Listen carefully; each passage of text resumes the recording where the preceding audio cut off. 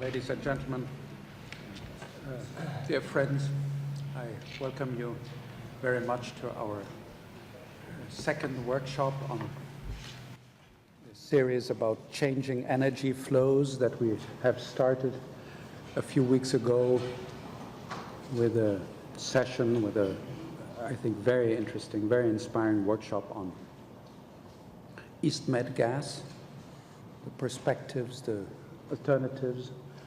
And today we focus, for obvious reasons, on a subject that is discussed on both sides of the Atlantic, the Ukrainian crisis, Crimean crisis.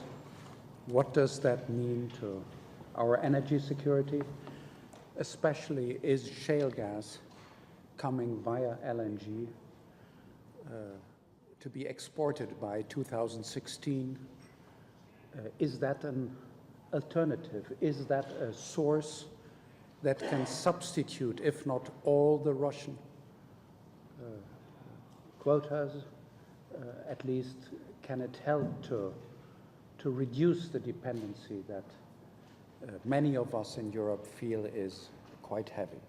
As we know, the Ukrainian situation has bumped up the issue of European energy diversification higher on political agendas.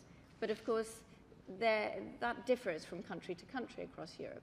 I have to say, I think it's extraordinary that the Conservatives have started to big up Europe on energy. That's always an extraordinary thing to see when Britain starts getting enthusiastic about a European policy domain, then you know that something is afoot. Clearly, the security of supply dimension has come to the fore.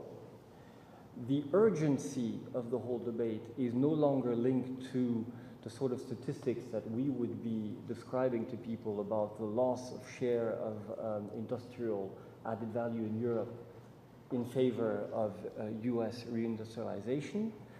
And it has moved to a much more, I'm not going to say life and death, but a much more uncomfortable, at least if you think of heating, uncomfortable debate about what can we do to make sure we have enough gas in Europe if things go badly wrong in Ukraine, more badly wrong than they have, and that we need immediate solutions. When discussing these issues, they're not new, as you mentioned, they come up again and again when there's a crisis situation, is that we need to understand that this is a complex topic where markets and politics intersect.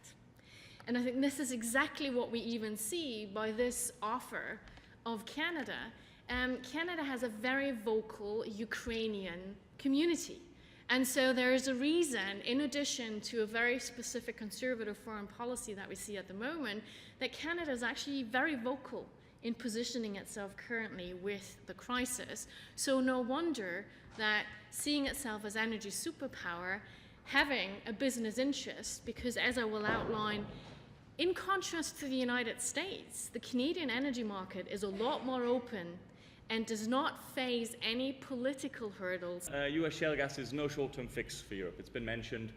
And first exports anyway aren't expected in the next, well, months. It's a year or two early, at least, and most of that's been contracted to Asia already.